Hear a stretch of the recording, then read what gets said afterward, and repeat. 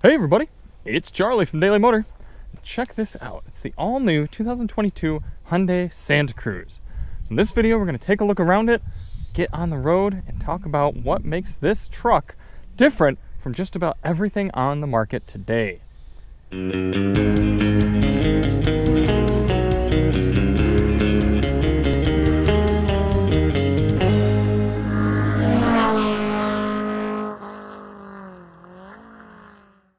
So yes, this is technically a truck and it does have a bed, but you need to not think of it as a truck.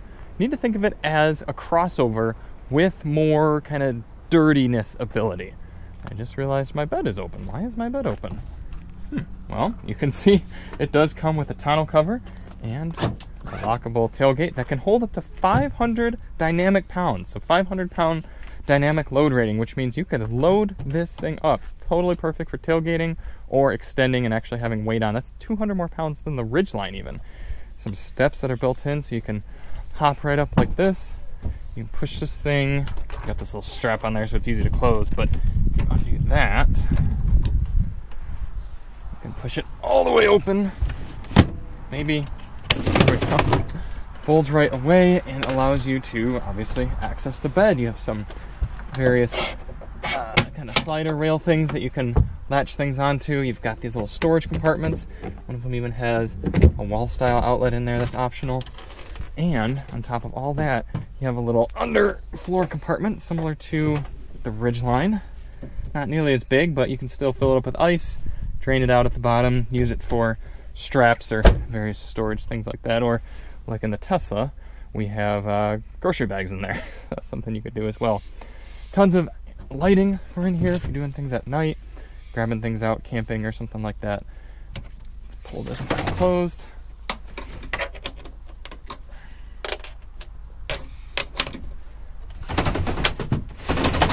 And definitely seems like you can latch that into a few different positions as well. Not a huge bed, but certainly enough for doing various around the house type things. That's why I said you need to think of this less as an actual truck and more like a crossover that you can do truck things with. But for people who like just having that usability for a dirty space to put landscaping things or moving things, just a space that you don't have to worry about dirtying like you would have to with a crossover. But you get in the back and it's crossover-y in here. You can flip these seats up similar to how you would in the truck, and then you got some storage down there, which is nice. Close that. Get in, and it starts to feel kind of like a Hyundai Tucson in here. Cup holder in the door, a little bit of storage, some power points, some air vents, no flip down armrest, which is surprising, but perfectly good place for adults or children to hang out back here and go on adventures. This thing has been sticking out to me for a few different reasons. One, it's solid as heck. I mean, feel this. Listen to that. Everything feels good and solid. And second, they managed to blend cool things with usable things into a common sense kind of package. Nothing is so weird just for the sake of being different that it ends up being detrimental. But there's all sorts of things in here that you just legitimately want. Heated and cooled seats, heated steering wheel, a good shifter, a good Bose sound system, practical storage, wireless device charging, wireless CarPlay and Android Auto. The only complaint I have about the car at all is no volume knob. Touch buttons for volume, I think that's a big miss. I don't know of any company that's done that and had it turn out to be a good idea. Turning radius, clearly not superb, but you do get this 360 camera, so if you're trying to navigate around things, then you can use that to help make sure you're not going to run into Focus STs. Another one of the really remarkable things about this car is honestly how well it drives. I'm recording this video a little bit out of order just because of the running around we've been doing today with this thing, but you're going to see later on some of these mountain road corners I had no business going as fast around as I did, and this thing handles it so well. It's really, really buttoned down. I'm 100% impressed. I really am. I'm very curious to drive the naturally aspirated 2.5 liter. This is the turbocharged 2.5 liter, plenty of power. Not a huge fan of the DCT in this application. I liked it better in the Sonata, but there's so many instances where say like I'll be making a turnaround and put it in reverse and it's got to slip the clutch, and that's just kind of a weird feel in this car. Getting the Santa Cruz out here on some twistier mountain roads with this 2.5 liter 4-cylinder turbo. Is it a sportsmobile? Well, it's tight. It's tight and it has the oomph. I will say this engine does have to ring out. You see it up over 4,000 RPM quite a bit, but that turbo does fill in a decent amount of torque, a little bit down low, and it doesn't really feel like you're straining the engine. It's somewhere in between naturally aspirated Toyota Corolla levels of screaming and the smoothness of a BMW inline 6. Somewhere in the middle there. I like the steering weight. We're in sport mode right now. In fact, let's downshift manually. This 8-speed dual clutch. Help the engine brake a little bit on this hill. Yeah, I like the feel of the chassis. This is certainly not a body-on-frame experience by any means, obviously.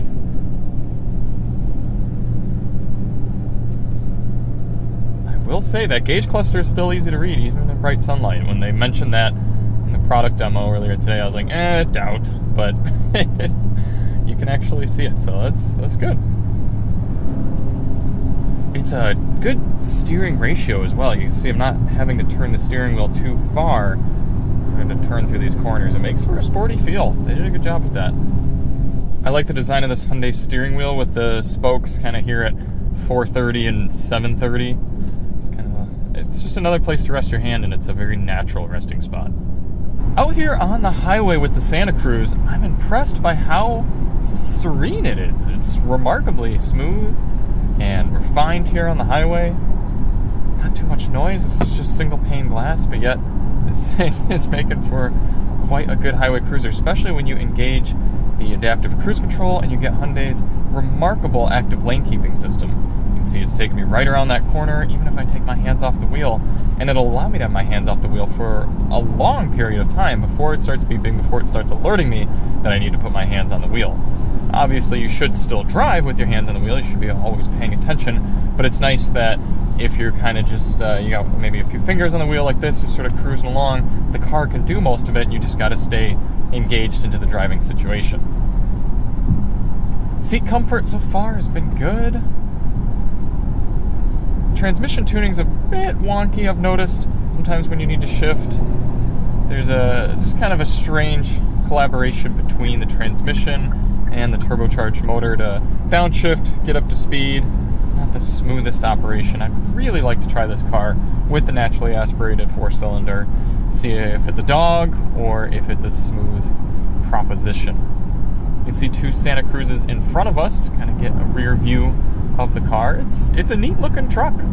It differentiates itself a good amount from anything else on the market. I think it's significantly better looking than the Maverick. It's definitely nicer inside here as well. Good padded materials where both your arms need to go. Shifters in kind of a cool, commanding spot. I'm settling right in. This is nice. Another thing that's nice about the Santa Cruz on the highway are the blind spot monitors in the dash. So watch this. I got to merge to the right. I get that little camera that pops up and lets me merge right over. I see what's in my blind spot. Same thing if I go to the left. Then over on the left side, I get that blind spot monitor camera that comes up. It's cool. It's enough to make Hyundai products and the Santa Cruz in particular feel different, but not too gimmicky. It's actually something that you'd use in your daily life and daily driving. I appreciate that.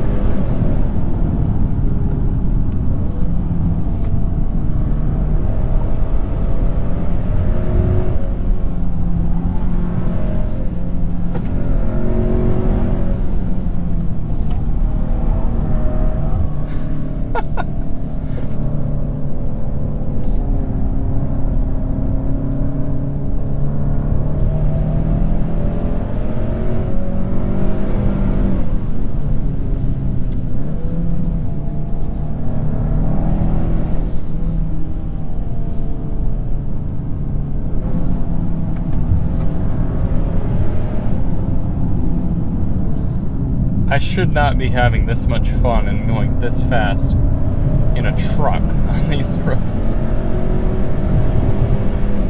This is just incredible. Interestingly, we're being slowed down by a Miata. Gives us a chance to recap on some of the thoughts here on the Santa Cruz. I didn't expect this. Certainly did not expect that sort of driving verb out of this thing.